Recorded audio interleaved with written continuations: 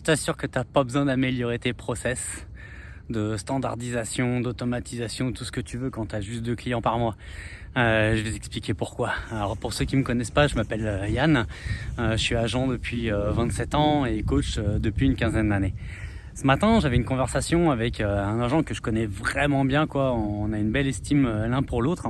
Et puis il me posait la question de la pertinence de telle ou telle formation pour améliorer l'ensemble de ses process d'entreprise pour arriver à mieux optimiser son temps. Alors je lui pose des questions et puis notamment le nombre de clients qu'il a par mois. Et puis il me fait 2. Okay, et je lui pose des questions sur l'organisation, les mandats, etc. Mais mis bout à bout, là, la gestion, le traitement des mandats, ça lui prend 2, 3, peut-être 4 heures dans le mois sur minimalement 160 heures de travail. Donc le problème, il n'était pas là. Et là, je continue à creuser le sujet en allant sur le développement des affaires, à savoir tout ce qui concerne la prospection. Et je lui demande comment il s'y prend.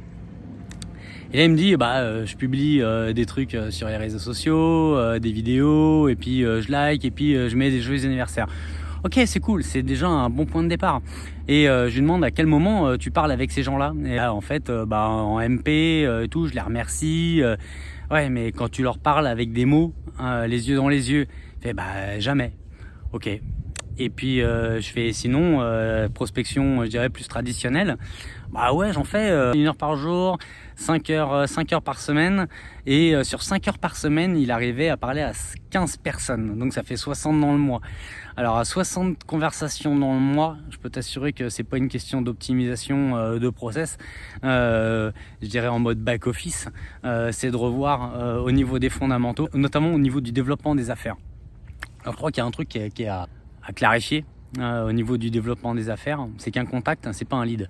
Un contact, c'est un nom, un prénom, un mail et un numéro de téléphone, on va dire, qui permet d'être en contact avec lui, d'avoir une conversation avec lui, d'écouter c'est quoi ses besoins et puis éventuellement de lui proposer des solutions qu'on aurait qui lui permettent d'aboutir et d'avancer dans ses projets.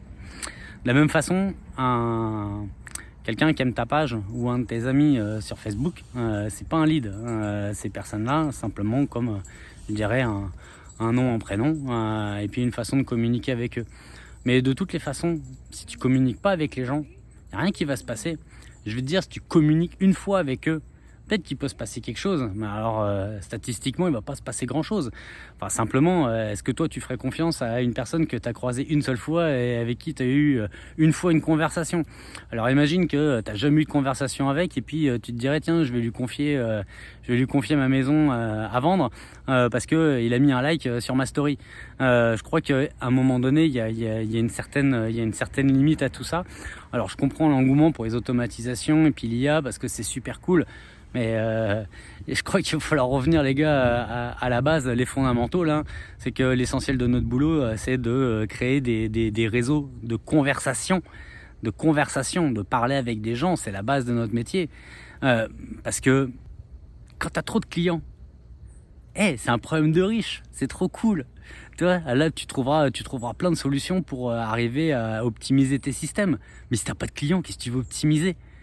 Donc si t'as pas de clients, c'est dire que t'as pas de rendez-vous. Mais si t'as pas de rendez-vous, c'est dire que t'as plein de temps. Et puis si t'as plein de temps, tu peux aller prospecter. Les réseaux sociaux, ouais, c'est bien. Mais les méthodes, je dirais fondamentales, la façon dont tu t'y prends, choisis tes armes. Mais c'est d'aller parler avec des gens. Parce que comme je disais à mon pote, s'il y a personne qui sait que t'es agent immobilier, t'es agent secret. Voilà, sur ce, salut.